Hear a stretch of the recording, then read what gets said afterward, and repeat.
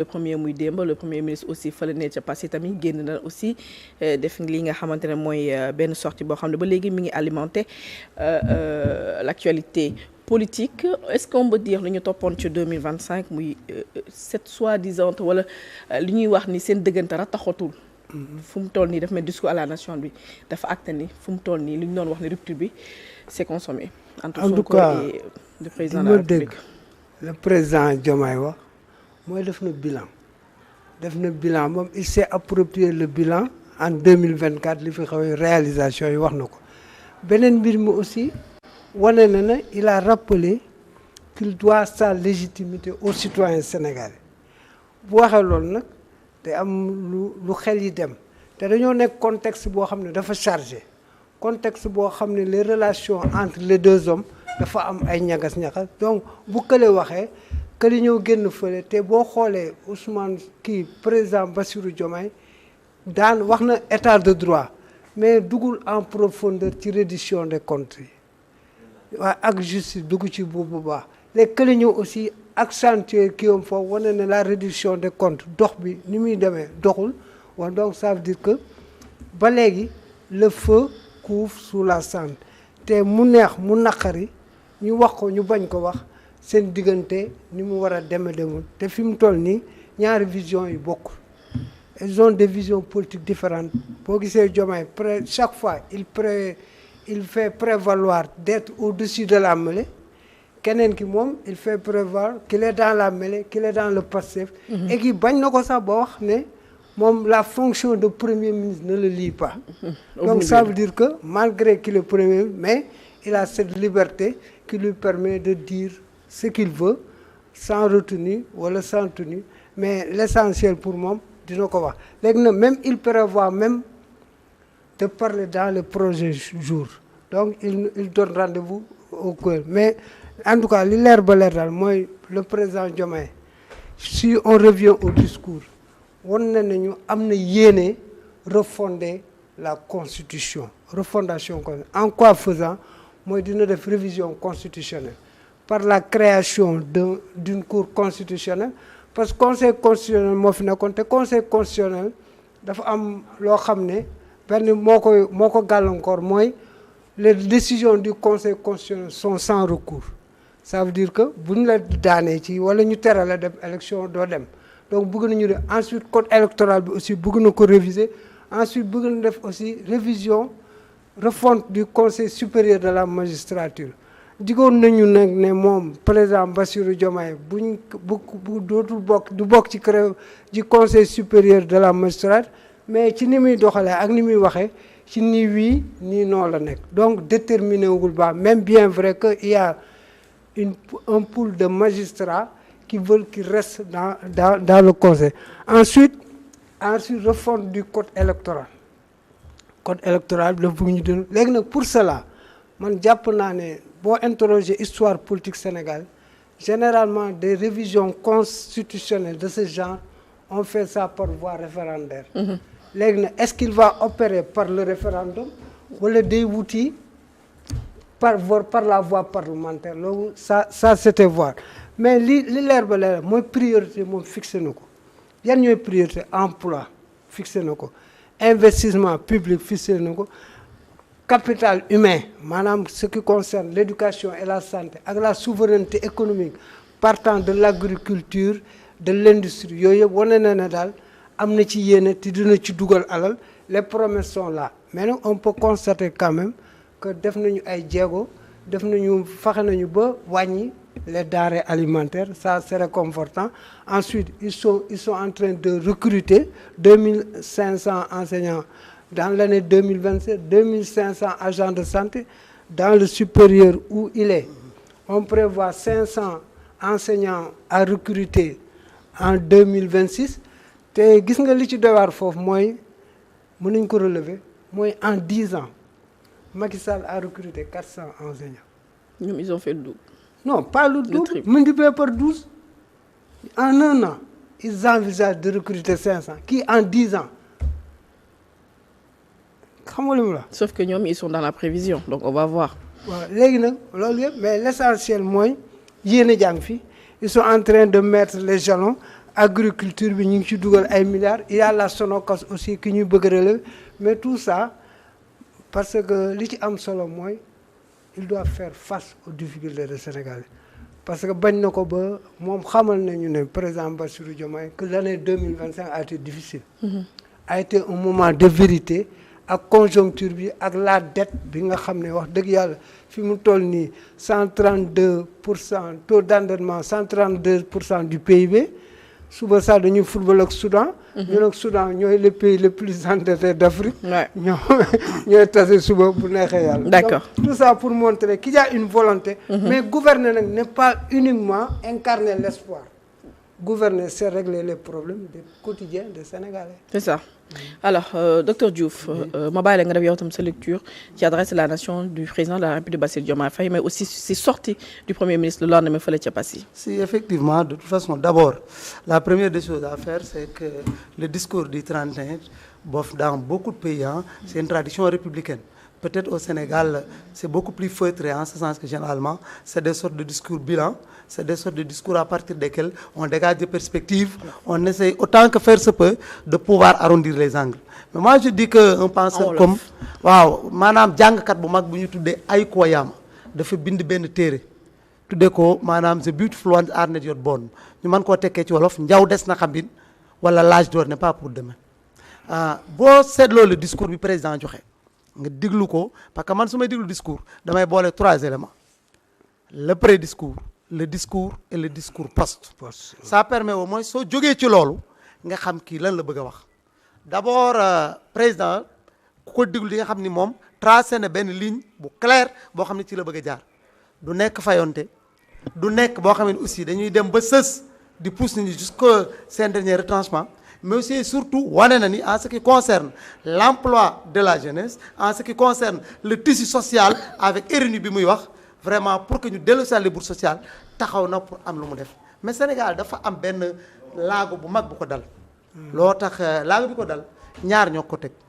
benn bi muy ce que l'on appelle l'enthousiasme du néophyte d'un pouvoir qui vient de s'installer xam nga boo fekkee ni ñaari da ngay nekk gone ci kër. wala ngay doog a réussir. da ngay bëgg kut ko kut ba waa quartier ba ña dend ak yow ñoo ñëpp xam ni yow mi tey réussir nga am nga lii nga bëgg wane kut ko kut nga doxe bopp boobu tax na ba lu bari luñ jël ci ay mesures bëgg ko doxal Sénégal dafa am du plomb dans de l'aile du mën a jàll. Deuxième bi muy le dilettantisme artisanal mais finalement. militantisme. dilettantisme artisanal déjà ok. dilettante rek mooy amateur boo ci boolee artisanal yooyu yëpp ngay boole parce que c'est la première fois ci histoire du Sénégal tam nag que ñu am vraiment un super ministre. vrai premier ministre très fort boo xam ne su président ñëwee le lendemain mu génne beneen souffle dara du dem te man li ma ci jaaxal foofu mooy waa xam nga des fois boo déggee ñu ni reddition des comptes xaw na leen ne opposé man dama déglu bu baax son discours bi mu ni bari ñuy wax tey caabi leen war a féete ginnaaw waaw mais loolu kay jaru sonn xam nga naan mbaam mi dee na duy wax xam nga lu wax bi mbaam mi toolu bàyyi Modou Fall dee Modou Seck ko rey même mbaam mi dee rek la ñu dëkk chaque jour parce que biñu dalee jàpp di arrêté ba tey ñi ci ëpp dañu mujj tegal leen ay bracelet électrique jox leen ñi ci ëpp tey dañ leen a mujj def contrôle judiciaire ba na gën si malgré coow li malgré wax ji taxawagu ñu dem ci tribunaux yi ñu jugé leen sinon ko dañ leen a def de côté. donc troisième bu leer sax même le constitutionnaliste mon vraiment collègue Ismaïla Madior même plus ou moins ci bracelet la nekk donc ça montre en quelque sorte moi je dis que Diomaye effectivement veut faire beaucoup d'efforts je sais que aussi il va être au-dessus de la mêlée mais pour le faire aussi pour faire la paix il faut avoir 2 personnes malheureusement li waa Pastef war a xam gis nga man dama déglu seen discours souvent il dit ñun l'état parti la ñu c'est très grave c'est grave gis nga l'état parti le parti état ou l'homme état dëkk bu suux bu yàqu loolu moo ko mab xam nga lu dama koy mab dëkk ku nekk dafa am lu ñuy wax ay plus-value des valeurs ajoutées pourquoi bi ñu commencé ñun dañuy def ñoom appel à candidature teeluñu koo def bi ñu bëggee OFNAC bëgg ko faa def pour seen mbir si sugay tëb ak ñeneen def nañ ko mais pourquoi les postes de DG yi ñu joxe jaaruñu ci appel à candidature bi ñu waxoon deuxièmement mais Sonko moo ñu woon état de grâce man gëwuma ko à 2 mois dañuy dem demal fii Tenerife gi nga xam ne régulièrement j'y vais pour voir booy nekk ci les pirogues de fortune dafa demoon ba ni gëm nañ ni ñun ce qui va se faire tey ji bu ñu jëlee nguur gi ñi doon tukki ñooy far ñëw ñi toogoon ci dëkk bi gën a mën a toog far tey lu xew ñuy laaj ñu doon tukki ay diaspora bon te ku leen fekk ci en Europe nga gis leen yor nga di chariot di ko bëmax di dem ndax amuñu dul feeraay la ñu dund wala yenn nga xamee ni bi ne liñ jigaale woon loolu amul. Troisièmement je dis que am na yenn situation bu amee en matière politique Sénégal vivre na fii histoire Senghor ak Mamadou Dia en 62 li ko indi woon c'est des situations pareilles je dis wax naa fii un jour à dîner jamono mais fu mu il y a un mois ñoom il doit faire très attention parce que amuñu droit à l'échec gis nga ce nouveau pouvoir là su échoué Sénégal duutuñu fi fal jeune. Deuxièmement dina tax ba li desoo na ko su néew ci Sénégalais gëm ni avec la politique mën nañ changer beaucoup de choses parce que ñaari chose moom l'école et la politique ñooy des moyens de promotion sociale yoo xam ni bi ne tey jii le fils d'un roturier qui vient de mon village natal de Kër Mandoumbe Khary peut se réveiller dans des gratte-ciel et de manière tout à fait honnête mais malheureusement faluñu leen woon pour bu kiy joxe bi symphonie kiy joxe beneen faluñu leen tey ma benn parti bu nekk ci kaw beneen bëgg ni ñun nous reconnaissons tel gis nga l'époque des dinosaures des Mogo Naba est totalement révolue lan moo xew c'est-à-dire que un sharing power nit ñi dañuy dajaloo lii laa man kii man leneen ñu jël boole ko loolu la genre la fa di wax. mais symbiose boobu docteur Diouf symbiose bi nga wax noonu ñu ngi koy rafet loolu am solo la mais aussi au nom de la réconciliation nationale mun nañu def table rase ci nga xam ne mooy 80 personnes yoo xam ne dañu fay ñàkk seen bakkan. mais table rase d'ailleurs amul et d'ailleurs xam nga li tax mu affaire bi xaw a daal di ubiesque maanaam xaw a doy waar daal dañ naan 80 personnes yi boo demee beneen camp xam nga lu ñuy wax. ñu ni waa pouvoir bi ñoo indi loolu boo demee ñële ñu leen moo tax ñun ñu jàpp ni entre un pouvoir boo xam ne dafay nekk ci l'enthousiasme du neuf ak une opposition qui a accusé un faux départ à la Kamala Harris ou bien à la Biden ñun nous avons créé le pôle des partis autonomes. Pourquoi parce que nag amul kenn ku ñu sànqalam ou bien ay moyens teg fi ñu nekk te Sénégal moo war a nekk au-dessus de tout le monde. Gis nga bi ñu commencé ba nëgën si Bassirou Diomaye Faye n'a jamais dit et c'est très clair que du am reddition des comptes. mais gis nga boo demee ci grande nation yi tey boo gisee Afrique du Sud egsi fi mu egsi soo demee ci yenn pays yi xam ne dañ demoon ba seen guerre métti lu mel Rwanda tey ji Kagame egg fi mu egsi dafa baax 36 bi guerre bi éclaté en Espagne la guerre civile def 3 ans ba 39 bi ñu paree xam nga lu ñu wax non olvidaremos pero perdonaremos du ñu fàtte mais dinañ baal boo demee Afrique du Sud amul vérité et réconciliation mais topp bëgg a ñattambal ñenn ñi bës leen ba ñu sës bu dee yow ki bokk ci yow symphonie bu mën a wax nga ni bii mooy dëgg bi loolu mënul dox parce que Sénégal ñoo ko bokk et le Sénégal n'est pas né en 2014. mais docteur avant il y a eu des luttes de longue haleine. Docteur Abdoulaye les gens se sont battus madame. Oui. Pour mener ce pays là où ce pays et malheureusement je dis que je pense que la voie tracée par le président Bassirou Diomaye Faye est une bonne voie. Il suffit qu'on puisse carapasser les choses et que ku jël na xaalis su dëkk bi na leer naka goxe parce que man mënu ma ànd ci koo xamee ni bi xamuñu la ci benn profession. mbaa profession ba nga nekk boo ci liggéeyee 15 ans tey ñu ay plus de 200 et quelques milliards kooku moom nañ ko jàpp tëj ko ba caabi ja damm parce que quelque part wengal na ndax. nekk milliardaire docteur Abdoulaye Diouf yow mi ngi nekk le coordonnateur des pôles des partis autonomes donc su ma déggee sa wax dafa mel da nga bëgg a def ni dissession wala séparation dafa nekk diggante le président de la République ak son premier ministre te xam ne ñoom programme bu ñu doon jaay Sénégalais yi loolu moo leen yóbbu à la magistrature suprême yaa ngi wax léegi l'exemple de l'Afrique du Sud vérité et réconciliation mënul am te vérité amul parce que mënoo ne nit ñi dañuy juboo na jàmm am alors que ñi nga xam ne dañ leen tooñ joxuñu leen dëgg wala waxuñu qui sont les fautifs ñu sanctionner leen pour baal mën a am. boo gisee. lu mel noonu. man dama am ci lu bari loo xam ne dama leen cee aidé woon sax maanaam ci caytu maa ne nañu bàyyi naan la projet Pastef amuñu projet du projet design lañ ko war a tudde depuis le début demaguñu élection ma ni ñii li ñuy wax ni nañ ko bàyyi wax projet Pastef amul c'est le design c'est la trousse Pastef loolu doon na tax ba tey lii am nii diggante Bassirou Diomaye ak le président parce que dañoo waxante dëgg Bassirou moo génn def discours ñëpp dégg na ko au moins li mu def c'est très rare aussi pour un président de la République parce que ci biir discours bi au moins moo rek le premier ministre mais daf cee jaar li ñuy wax ad hominem Ousmane Sonko ak gouvernement am li ñu def ne serait-ce que pour ça c'est déjà important. Deuxièmement mu dugg ci ay réforme moo xam ni man xaajuma ci ànd man je pense que gis nga lu ñu mën ay cour constitutionnel pourtant bi Macky Sall bëggee prolonger mandat bëgg yóbbu élection yi décembre ñoom Badji Camara gars yi taxaw ni ko stop fii doo jàll c'est cette même cour constitutionnelle ñoo validé ñoo taxaw keroog bi Diomaye di prêter serment kon donc man réforme yooyu ñuy wax gëwuma ko ànduma ci li ci tegu mooy lan aussi gisoo pertinence am amul benn pertinence au moment où gis nga les Sénégalais de Fongolimbi de Sabodala de Mbacké d'où nous venons dañoo am des difficultés réelles kër goo ci dem dans 90% des familles le petit déjeuner a établi son certificat de décès. Ces réformes ou bien ces réformes politiques n'intéressent pas le Sénégalais lambda le Sénégalais lambda xam nga lu mu bëgg li ñu ko xiif doo ko ne raxasul da nga ko naan lekkal Il y a le marasme économique ambiant, il y a des licenciements à l'appel, il y a des difficultés réelles et l'horizon est bougé. Pour pouvoir créer cela, il faut faire face à la réalité sénégalaise. En quoi faisant, tes gars commencent avec les politiques d'assainissement et structuralisme Abdou Diouf defoon dans les temps. Donc nag Sénégal bi attatu ko dafa dem ba amatulum takk seen tiram serré na seen tiram, il appartient au pouvoir mu gën a kii li ci des moi je dis que quelque part Bassirou Diomaye quand même est redevable quelque part ak Sonko parce que bi ñu jëmee les élections de 2024 Sonko n'importe qui comme ni woon kii la ñuy fal bu ko dañ koy fal kon donc man je pense que ñoom ñaar war nañ fexe quel qu'en soit l'ampleur des problèmes mën nañ fexe dëjee ci benn néeg bu ñu doon xeex ba doyal seen biir ñu def ko mais ñun Sénégal war ñu woon yëg ni ñoom ñaar am nañ problème. mais rentrée politique waa coalition Diomaye président gis nañu ci week-end bi def nañ ko fële à Ndiaganiao donc dafa mel ni fu mu toll nii ku nekk jël nga sa position sur le plan politique ñoom déggootuñ ci. waaw et là nag ça va être le drame parce que boo xoolee tey loolu 62 bi mu fi amee ñoom wal Jooje Ndiaye ànd nañu boo demee fu mel ni Thiès ki nga xam ni fa laa jógee vraiment ñëpp gis li mu fa defoon le maire Ousmane Ngom. yooyu yëpp tey coow la yëpp am loolu mooy erreur moom donc ma pense que d'ailleurs Diomaye am na lu wax ci biir nee na ñi ñuy woo kilifa yi te bërki démb tam aussi Sonko dem na seeti la xalif des mourides c'est déjà intéressant. mais loolu sax c'est à analyser. dañ ko woolu wala dafa dem ak cette visite. lan lay traduire ak même sax bu mu ci doon même bu ñu ko wooloo wala même sax mu dem fa baax na xam nga lu tax Sénégal dafa ñun dañoo am lu jafe des soupapes de sécurité on a un islam confrérie Sénégal nga gis coow li débordé coow li bari. dëkk monde bi yëpp amul ku leen noppiloo fii la xalif des mourides parle la xalif des tidiane laayeen ni arrêté leen tey gars yi arrêté kon donc ça montre que même ñu woolu ko ou pas man daal li may ñaan ñoom ñaar nañu nekk benn parce que nag Sénégal yi sëñ Abdou Aziz ni soo nekkee ci gaal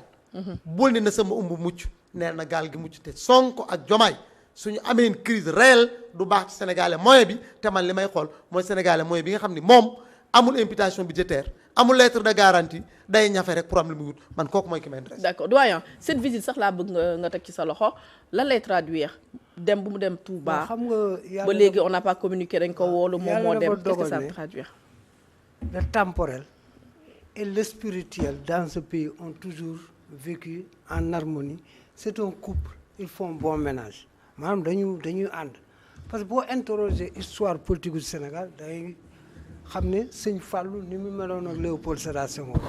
nga ñëw Abdou Diouf ni mu meloon ak sëñ Abdou Lahad Mbacké ak yeneen xalif généraux yi nga xool Abdou Lahad ni mu meloon ak sëñ Saliou nga xool Macky Sall ni mu meloon sëñ Sidi Makhtar ak sëñ Mountakha donc Touba constitue un enjeu de taille pour le contrôle des destinées nationales te Touba dafa am lu muy représente c'est un poids électoral énorme ensuite dafa jouer beaucoup dans la consécration de Pastef lors de la présidentielle résultat yu extraordinaire la Touba am ñu ñëwaat aussi législative ñu am résultat yu extra donc kii bu mel noonu dafay baax nga fay gis te dañu xam rapport bi sëriñ bi am akitaan mais moment bu mu demee juste après discours bi nii. waaw discours boo xam ne dafa mel da doon tontu le président la nañ discours tontu Sonko lu discours am da doon tontu le président de la République juste après mu dem Touba. waaw bon peut-être moom dafa amoon agenda personnel bu mais du tere ñoom ñëpp duñu gëj Touba parce que Touba sëñ bi dafa am lu muy représenté Touba am lu muy représenté ak dans le subconscient collectif sénégalais Touba aussi dafa am donc mu xalaatoo aussi y a quelque chose qui se prépare dans les prochains jours d'autant plus que Sonko ne dina génn wax non moom kay neen dina génn wax donc qu'est-ce qu'il va parler il va parler certainement de la réduction de compte dina wax li ko naqari loolu bu la ci kenn de loolu moo ko tàggal parce que bu saa yu génnee rek boo interroger cursus am saa yu génnee c'est pour dire des choses yoo xam ne mënu ko régler parce que boo xoolee kii bi nu mu tuddee fii mbiri contexte bi ñu nekk nii nga gis Diomaye président di dérouler nga gis aussi Pastef di dérouler ba dem bay mobiliser sur les réseaux sociaux ils s'attaquent donc ça veut dire que li am ba am mooy ñun dañu jaayoon benn produit boobu nan la tudd Diomaye mooy Sonko mooy Diomaye loolu la Sénégal yi jënd de bis bu Sénégal yi demee ba gisaguñu produit boobu dañuy wut produit bu ko changer parce que Sénégal yi am nañ fulla boo xam ne bii kenn du leen tardé kenn du leen def loolu lu ñu bëgg boo leen naree sonal dañuy bàyyi ba bis bu rafet dimanche ñu ndekki ba suur doxantu ci urne yi lijjanti so donc ça veut dire que ñoom ñëpp am nañ responsable te boo xoolee nag ku nekk dafa mel ni dafa am looy moytu sa morom. parce que président Bassirou Diomaye pour mu du ko dàq. te lii président Bassirou Diomaye def keneen ku ko defoon Pastef ñu dàq la mais boo ko dàqee day dàqee boo ko dàqee day dàq de. effet boomerang ngay bañ. boo ko dàqee moom Diomaye ku ko dàq ci parti bi mu dàqee. te dàqam day metti parce que ay kilifa nga xañ leen. yenn responsable xañ leen teraanga loolu dafay metti donc ça veut dire que fi mu toll nii ñi ngi jeu de yooyu la ñuy def quoi dañuy. ci maslaxa lañ ne mais à un moment aussi yëf yi di nag laatee. Adja malheureusement lii mënut a continuer. du tout. maag yow dañuy dem ba Thiès. ñu àgg nga ne ma man mii Ndar laa jëm ma ne la man Kaolack la jëm bu dee ñun ñëpp ki ñuy wax li ñuy wax dëgg la ci ñun mais dañuy tàggoo yoon donc te il y a des échéances qui s'annoncent. en 2027. 2027 malheureusement nous sommes dans un pays boo xam ne année préélectorale année de sans liggéey la gars yi ils vont passer toute la damay dégg nit ñi di wax ay du impacté mais bu day impacté kay. bien sûr. parce que ku nekk nga fi mu toll nii ay actes politiques ngay poser tu penses que politique. et la gouvernance elle va en pâtir bu ñu wax ne ñuy am certain di la wax ne ay mais du impacté jusqu'à présent loolu mënut a nekk mënu leen bokk quand un corps est un corps ne pas entretenu deux têtes même